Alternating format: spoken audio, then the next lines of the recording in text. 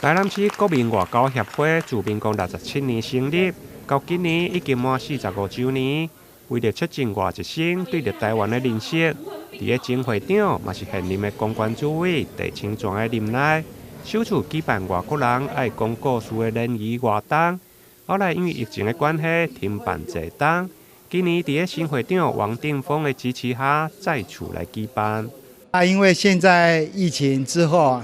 国门可以开放，那在2年来，这些外籍学生其实他们都无法返国，或者是在没有办法说顺利的这样子回到他的家乡，所以在这2年里面几乎都是在我们台湾度过。那这2年来，我们也很少有这样的一个交流的活动。那疫情之后，刚好我们透过这样的方式在过年之后，让各国的学生来交流一下他们国家有趣的过年的一些有趣的故事我想对我们外交协会所有的会友们也是耳目一新现场有来自瓜地马拉、亚马加、马来西亚加墨西哥等8个国家12位的学生参加。有的学生中文是讲得真好，有的必须要看笔记。因除了介绍家己，另外嘛趁着机会介绍家己国家的乡土民情，借此促进国际友谊。新年快乐的时间，我们喜欢我们喜欢跳